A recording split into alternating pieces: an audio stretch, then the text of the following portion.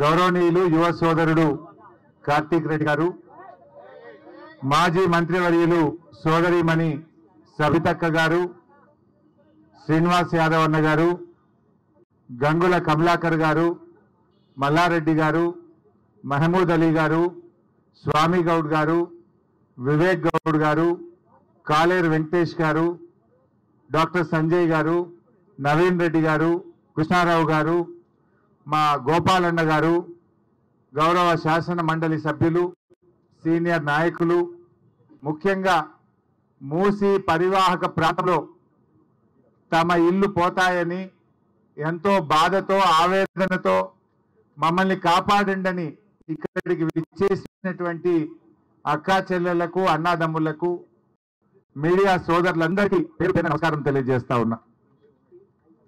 ముందుగా మీకు ఒకటే మాట, ధైర్యంగా ఉండండి. ఎవరు ఆత్మవిశ్వాసాన్ని కోల్పోదు. ఎట్టి పరిస్థితుల్లో ఈ ప్రభుత్వం మీ ఇండ్లు ముట్టుకోకుండా అవసరమైతే మేమే ఒక రక్షణ కవచంలాగా గోడగా మేము ఎమ్మెల్యేలం అందరం వచ్చి మీకు నిలబడతాం. బుల్డోజర్ వచ్చినా ఏ జేసీబీలు వచ్చినా ముందు మమ్మల్ని ఎత్తాలి తప్ప మీ ఇండ్లను ఎత్తనిచ్చే ప్రశ్నే లేదు. ధైర్యంగా ఉండండి. కొంతమంది చెల్లెళ్ళు కొంతమంది మాట్లాడుతూ తమ ఆవేదన వెలుబుచ్చుతా ఉన్నారు. ఎందుకంటే ఇప్పటికే ఈ హైడ్రా పుణ్యమాని 3 ఆత్మహత్య చేసుకున్నారు. 3 ప్రాణాలు పోయినాయి ఇప్పటికే. ఇంకెవరు చనిపోవద్దు దయచేసి. అలాంటి ధైర్యాన్ని కోల్పోయే పని చేయకండి. We are all with you. ఎట్టి పరిస్థితుల్లో మీది న్యాయబద్ధమైన కోరిక. ఇందాక చాలా మంది డాక్యుమెంట్లు తెచ్చిచ్చారు. ఇదొక layout, Vishal Nagar colony layout. ఎప్పుడు అప్రూవ్ చేశారు? 1994. అప్పుడున్నది కాంగ్రెస్ ప్రభుత్వమే. 94లో లేఅవుట్ వచ్చింది. తర్వాత వీళ్ళకు మున్సిపల్ ఇంటి అనుమతులు ఉన్నాయి. వీళ్లకు ఎలక్ట్రిసిటీ బిల్లు కడుతున్నారు, వాటర్ ట్యాక్స్ కడుతున్నారు, మున్సిపల్ ట్యాక్స్ కడుతున్నారు. రిజిస్ట్రేషన్ ఆఫీస్లో కొనుక్కుంటే రిజిస్టర్ చేస్తే రిజిస్టర్డ్ డాక్యుమెంట్ ఉంది. దీని మీద బ్యాంకు లోన్లు కూడా ఉన్నాయి. అంటే ఇక్కడ పేదల తప్పెక్కడున్నది?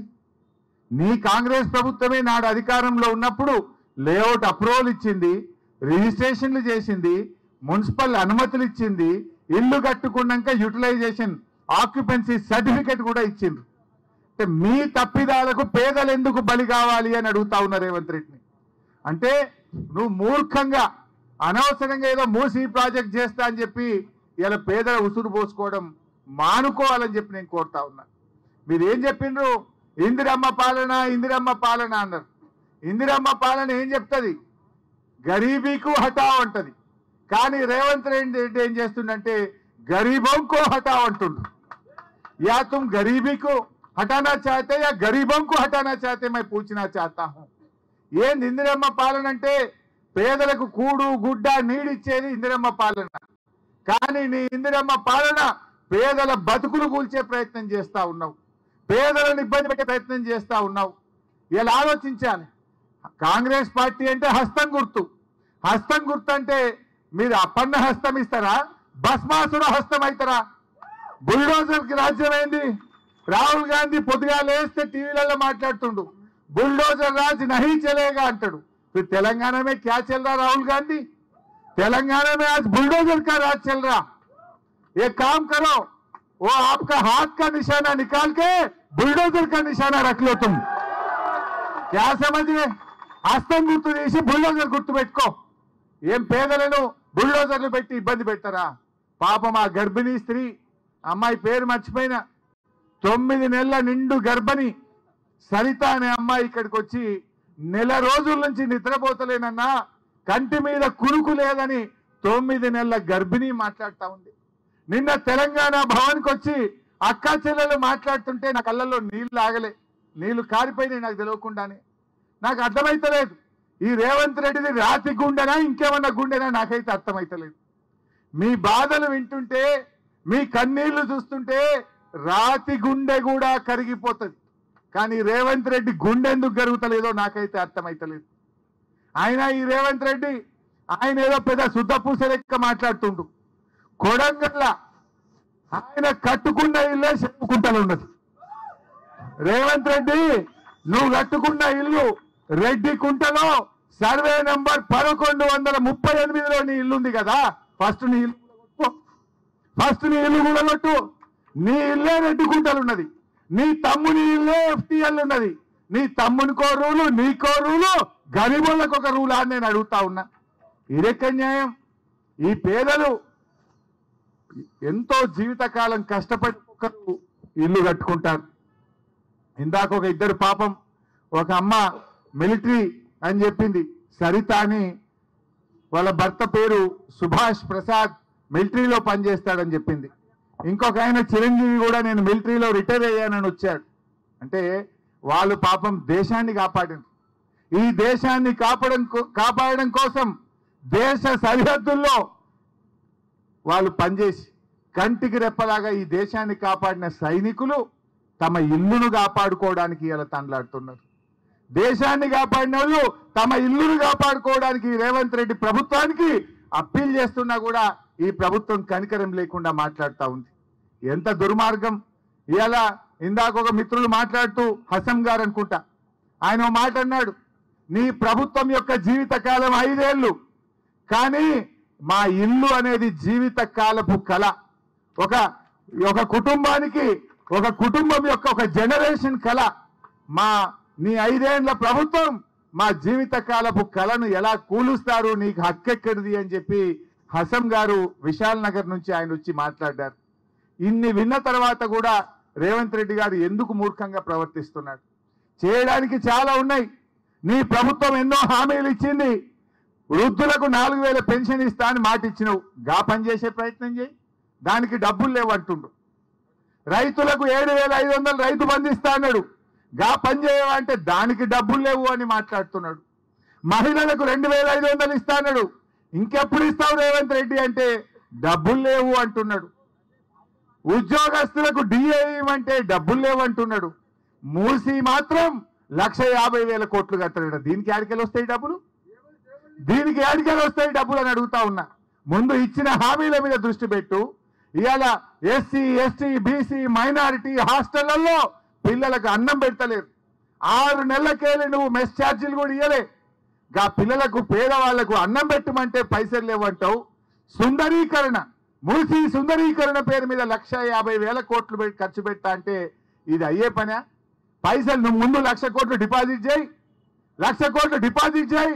పైసలు లేవు కానీ పేదోళ్ళ ఇండ్లు కూలగొట్టడట, పేదవాళ్ళని నిద్ర లేకుండా చేస్తా ఉన్నాడు. అందువల్ల మీరెవరు భయపడద్దు. ప్రజాస్వామ్యం యొక్క గొప్పతనం, ప్రతిపక్షం అనేది ప్రభుత్వం తప్పులు చేస్తే ప్రశ్నించడానికే ప్రతిపక్షం ఉంటుంది. మా మధుసూదనాచారి గారు ప్రతిపక్ష నేతగా శాసన మండలిలో ఉండి వారి వాళ్ళ మేము ముందుకు వచ్చారు. కేసీఆర్ గారు అసెంబ్లీలో ప్రతిపక్ష నేతగా ఉన్నారు. మేమందరం కూడా అసెంబ్లీలోనైనా బయటైనా ఈ ప్రభుత్వం యొక్క తప్పిదాన్ని ఎత్తి చూపుతాం. ఈ ప్రభుత్వం కళ్ళు తెరిపిస్తాం. మీ తెరువు రాకుండా కాపాడుకునే బాధ్యత మాది అని చెప్పి నేను మనవి చేస్తా ఉన్నా. మా శ్రీనివాస్ యాదవ్ అన్నాడు, మా అన్నగారు, అవసరమైతే కాలనీకి ఒక ఎమ్మెల్యే వచ్చి పండుకుంటాం. బుల్డోజర్ వస్తే ముందు మమ్మల్ని కూలగొట్టాలి, మమ్మల్ని కొట్టాలి తప్ప మీ ఇల్లు కొట్టడానికి అవకాశం లేదు. అంత దూరమైన ఉంటాం, మిమ్మల్ని కాపాడుకుంటాం. భయపడొద్దు. ఎందుకంటే మీరు జీవితకాలం కష్టపడ్డారు. ఇంక 20 ఏళ్ళు 30 ఏళ్ళ దాకా మీ ఇన్స్టాల్మెంట్లు ఉన్నాయి బ్యాంకులల్లో. ఈ ఇల్లు కూలగొట్టాడు, బ్యాంకు ఊరుకుంటాడా? ఏడుండాలి, ఉండడానికి ఏడుండాలి, బ్యాంకులో ఇన్స్టాల్మెంట్ ఎడగట్టాలి, వాళ్ళ జీవితాలు ఏమైపోతాయని అడుగుతా ఉన్నా. అందువల్ల ఇది మీది న్యాయమైనటువంటి డిమాండ్, ఎవరు కూడా ఆందోళన చెందొద్దు. ఇందాక మిత్రుడు చెప్పాడు, ఇదే మూసీ మీద 6 కొత్త ప్రాజెక్టులు కడుతున్నారు. 40, 50 అంతస్తుల అపార్ట్మెంట్లు కడుతున్నారు. మరి రేవంత్ రెడ్డి ఈ కట్టుకున్న పేదోళ్ళ ఇండ్లకేమో నంబర్లు వేస్తున్నావు. ఇదే మూసీని ఆక్రమించి, మూసీ ఆనుకొని 6 పెద్ద మల్టీ స్టోరీడ్ బిల్డింగులు కడితే దాన్ని ఎందుకో ఆపడు, దాన్ని ఎందుకో నోటీసులు ఇయ్యడు, దాన్ని ఎందుకో కూలగొట్టాడు. ఎందుకంటే వాళ్ళు పెద్ద వాళ్ళు. ఈ పేదవాళ్ళు నోరు లేని వాళ్ళను, ఈ పేదవాళ్ళను ఏం చేసినా ఎవడు రాడనుకుంటుండు. ఆ బలిసినోళ్ళను మాత్రమేమో దగ్గరుండి కట్టిస్తుండు, పేదోళ్ళకు మాత్రం నోటీసులు ఇస్తుండు. కానీ ఈ పేదవాళ్లకు బీఆర్ఎస్ పార్టీ ఉన్నది, కేసీఆర్ గారు మీకు అండగా ఉన్నారు, ధైర్యంగా ఉండండి అని నేను మనవి చేస్తా ఉన్నా. ఇలా మూసీ ప్రాజెక్టు నీకు అంతగా చేయాలంటే విత్ ఇన్ ద ప్రాజెక్ట్ చేయి. వెనకడ నిజాం గారు 1908లో వరదలు వస్తే కూడా నిజాం రాజు ఇల్లు కూలగొట్టలే, మూసీకి గైడ్ వాల్ కట్టిండు. గైడ్ వాల్ కట్టి వరద బయటకు రాకుండా ఆలోచన చేసిండు మూసీ రాజు, ఆనాడి నిజాం రాజు. కానీ రేవంత్ రెడ్డి ఇవాళ నిజాంకు మించి ఒక హిట్లర్ లాగా వ్యవహరిస్తున్నాడు, పేదోళ్ళని నిద్ర లేకుండా చేస్తా ఉన్నాడు. అందువల్ల మీరెవ్వరు కూడా ఆందోళన చెందొద్దు, తప్పకుండా మేము కంటిన్యూ చేస్తాం. మిగతా కాలనీ వాళ్ళు కూడా వచ్చి చాలా మేము మాట్లాడాలని మా దగ్గరికి రండని ఎంతో మంది వచ్చి ఇక్కడ మా స్లిప్పులు కూడా పంపారు. అంతటికి రాలేకపోయినా డెఫినెట్గా ఎమ్మెల్యేలుగా విడిపోయి మీ కాలనీలకు వచ్చి ఎక్కడ సమస్య వచ్చినా మీకు అండగా నిలబడతాం. నిన్న మీకు చెప్పినట్టుగా మా legal cell, BRS party legal cell Telangana భవన్లో కూర్చొని ఉంటుంది. ఎందుకంటే మీరు చూసిండ్రు రేవంత్ రెడ్డి తమ్ముడు ఆయనకు నోటీస్ ఇచ్చిండ్రు, నెల రోజులు నోటీస్ ఇచ్చిండ్రు. ఆ కాలనీకి నెల రోజులు నోటీస్ ఇస్తే కోర్టుకు పోయి మెల్లగా స్టే తెచ్చుకో అన్నట్టు ఆయన పోయిండు. కోర్టులో కేసు వేస్తే గవర్నమెంట్ ప్లీడర్ జీపీవై ఏం చెప్పిండంటే, మేము ఇప్పుడే కూలగొట్టాం, మేమంతా సర్వే చేస్తాం, ఎఫ్టీఎల్ నిర్ధారణ చేస్తాం, అప్పటి కూలగొట్టమని ప్రభుత్వ ప్లీడరే పోయి హైకోర్టులో అఫిడవిట్ వేసిండు. అంటే మీ తమ్ముడికి బలిసిన వాళ్ళకు ఒక న్యాయం, ఈ పేదోళ్ళకు మాత్రం నోటీస్ లేదట, ఈ పేదోళ్లకు కనీసం అడగరట. రాత్రికి రాత్రే వచ్చి పోలీసు వాళ్ళని పెట్టుకొని నంబర్లు చేస్తాం, కూలగొట్టమంటే ఇది ఏం రాజ్యం అని నేను అడుగుతా ఉన్నా. పేదలకు మీరు సాయం చేస్తారా, పేద బతుకులు ఆటం చేస్తారా అని నేను అడుగుతా ఉన్నా. అందువల్ల ఎట్టి పరిస్థితుల్లో మీరు ధైర్యంగా ఉండండి, మీ ఉద్యోగాలు మీరు చేసుకోండి. మీకేమన్నా చిన్న ఇబ్బంది వచ్చినా డైరెక్ట్గా తెలంగాణ భవన్కు రండి, మా తలుపులు తెరిచే ఉంటాయి. అది ప్రజాభవన్, తెలంగాణ ప్రజల కోసం కట్టిన భవన్, తెలంగాణ భవన్. మీరెవరైనా రావచ్చు, అర్ధరాత్రి వచ్చినా మీకు ఆశ్రయం ఇస్తాం, మాట్లాడతాం, లీగల్ సపోర్ట్ చేస్తాం, ప్రత్యక్షంగా కూడా వచ్చి మీకు అండగా నిలబడతాం. ఇంకా ఏదైనా అత్యవసరం ఉంటే మా సబితక్కకో మాలో ఎవరికైనా ఫోన్ చేయండి. మేము నిమిషాల్లో, మీకు ఎక్కువ దూరంలో లేం, మేము ఉండేది కూడా ఇక్కడ నుంచి పావు గంట దూరంలోనే ఉంటాం. ఫోన్ చేస్తే 15 నిమిషాల్లో మీ దగ్గరికి వచ్చి మీకు అంతా నిలబడతాం. ఎవరు కూడా భయపడాల్సిన అవసరం లేదు. We are with you. It is a genuine cause, న్యాయబద్ధమైన కోరిక మీరు కోరుతున్నటువంటిది.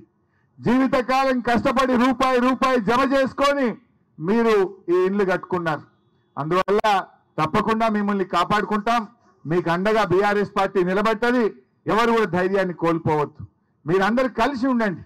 మీ గురించి లీగల్గా కూడా కోర్టు నుంచి స్టే ఆర్డర్స్ తెచ్చి మిమ్మల్ని కాపాడే ప్రయత్నం చేస్తాం. ప్రభుత్వం కూడా మరి ఒత్తిడి పెంచుతాం. ఇవాళ రేవంత్ రెడ్డి కూడా మౌనాన్ని వీడాలి, బయటకు రావాలి, దీని మీద స్పష్టమైన ప్రకటన చేయాలని చెప్పి కూడా బీఆర్ఎస్ పార్టీ డిమాండ్ చేస్తుంది. నువ్వేదో ఆఫీసర్లతో ప్రెస్ మీట్లు పెట్టించుడు కాదు, బయటకు రా, బయటకు వచ్చి ఈ యొక్క ప్రతిపాదన విరమించుకుంటున్నా చెప్పి ఈ వేలాది మంది మూసీ పరివాహక ప్రజలకు హామీ ఇయ్యి కనీసం వాళ్ళు కంటి నిండా నిద్రపోయే విధంగా చెయ్యమని చెప్పి నేను డిమాండ్ చేస్తా ఉన్నా. నువ్వేదో మౌనంగా లోపల కూర్చుండు కాదు. దేనికోసం గెలిపిస్తారు? ఒక ప్రభుత్వం పేదలకు సాయం చేయాలి, పేదలకు మేలు చేయాలి, పేదలకు పనికొచ్చే పని చేయాలి తప్ప పేదల జీవితాలు కూల్చే హక్కు నీకు కానీ నీ ప్రభుత్వానికి లేదు అని చెప్పి మేము హెచ్చరిస్తా ఉన్నాం. అందువల్ల ఆయన కూడా మౌనం వీడాలి, బయటకు వచ్చి ఈ ఆలోచన, ఈ ప్రతిపాదన విరమించుకొని ఇంకా ప్రజలకు చేయాల్సిన పనులు చాలా ఉన్నాయి. రోజు పేపర్ తిప్పితే చాలా మంది ఆడపిల్లలు స్కూళ్ళల్లో, హాస్టళ్లలో, రెసిడెన్షియల్ స్కూళ్ళల్లో టాయిలెట్లు లేక ఇబ్బంది పడుతున్న ఫోటోలు పేపర్లు చూస్తున్నాం. నీ దగ్గర అన్ని డబ్బులుంటే ముందు పోయి గవర్నమెంట్ స్కూళ్లకు బిల్డింగ్లు కట్టు, ఆడపిల్లలకు టాయిలెట్లు కట్టు, ఎన్నో అత్యవసరమైన పనులు ఎన్నో ఉన్నాయి. ఆ హాస్పిటల్ కట్టు, పేదలకు మంచి వైద్యం అందించు. నిన్న మేము గాంధీ ఆసుపత్రికి పోతే పారాసిటమాల్ గోళీలు లేవట, టానిక్ లేదు, గోళీలు లేవు, మందులు లేవు. ఏందయ్యా అని అడిగితే డబ్బులు లేవు సార్ అంటూ. టిఎస్ఎంఐడిసి కి డబ్బులు ఇవ్వకపోతే మందులు సప్లై చేసేటోళ్ళు ప్రభుత్వ దవాఖానాలకు మందులు సప్లై చేయడం ఆపేసిండ్రు. గా మందులు కొను, పేదలకు వైద్యం అందించు, అది విడిచిపెట్టి మూసి కడతా, మూసి సుందరీకరణ.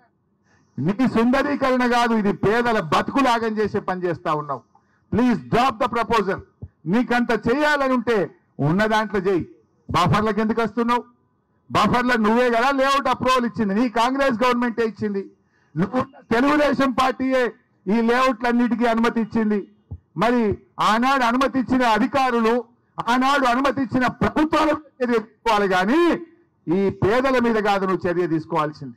ఆనాడు లేఅవుట్ అప్రూవల్ చేసింది, బిల్డింగ్ పర్మిషన్లు ఇచ్చింది అప్పటి కాంగ్రెస్ ప్రభుత్వం కదా, అప్పటి తెలుగుదేశం ప్రభుత్వం కదా. చర్య తీసుకోవాల్సి వస్తే అనుమతి ఇచ్చిన ప్రభుత్వాల మీద, అనుమతి ఇచ్చిన అధికారుల మీద తీసుకోవాలి తప్ప ఈ పేదలు ఏం తప్పు అని చెప్పి నేను అడుగుతా ఉన్నా. ఈ పేదలు రిజిస్ట్రేషన్ ఆఫీస్లో ఫీజు కట్టి రిజిస్ట్రేషన్ చేసుకున్నారు కదా, మున్సిపల్ ఆఫీస్లో ఫీజు కట్టి బిల్డింగ్ పర్మిషన్ తీసుకున్నారు కదా, కరెంటు కనెక్షన్ కు డబ్బులు కట్టి కరెంట్ కనెక్షన్ తీసుకున్నారు కదా, నల్లా కనెక్షన్ కు డబ్బులు కట్టి నల్లా కనెక్షన్ తీసుకున్నారు కదా, సంవత్సరం మున్సిపల్ ట్యాక్స్ కడుతున్నారు కదా. మరి అన్ని న్యాయబద్ధంగా ఉన్న వాళ్లకు శిక్ష వేసే హక్కు నీకెక్కడిది అని అడుగుతా ఉన్నా. You have no right to demolish their houses. నీకు హక్కే లేదు. నువ్వు ఉన్న దాంట్లో చేయి. అంత చేయాలనుకుంటే హైదరాబాద్ చుట్టూ ఇంకా ఖాళీ జాగాలు బాగున్నాయి, అక్కడ పోయి చేయి సుందరీకరణ. ఉన్న చెరువులను కాపాడే ప్రయత్నం చేయి. కానీ మూసి పరివాహక ప్రాంతంలో, మూసి రెండు వైపులా ఉండే ప్రజల ఉసురు పోసుకోవద్దని మరొక్కసారి ప్రభుత్వాన్ని హెచ్చరిస్తున్నాం. ఇవాళ మేము ఇంతమందిని, దాదాపు 15 మంది ఎమ్మెల్యేలం వచ్చాం, ఎమ్మెల్సీలకు వచ్చాం. మేమందరం వచ్చింది కూడా నిన్న మీరు వస్తే మీకు మాట ఇచ్చినాం, మీకు భరోసా కల్పించడానికి, ఈ ప్రభుత్వం మీద ఒత్తిడి పెంచడానికి, ఈ మొద్దు నిద్రపోతున్న రేవంత్ రెడ్డిని తట్టి లేపి కళ్ళు తెరిపించి ఈ పేదల బాధ వినిపించడానికే మీ దగ్గరికి వచ్చాం. తప్పకుండా మీకు అండగా ఉంటాం. మీరు మాత్రం ధైర్యాన్ని కోల్పోవద్దు, ఆత్మవిశ్వాసాన్ని కోల్పోవద్దు. ఆపద వస్తే ఫోన్ చేయండి, అర్ధ గంటలో మీ దగ్గర ఉంటాం, మిమ్మల్ని కాపాడుకుంటాం. జై తెలంగాణ.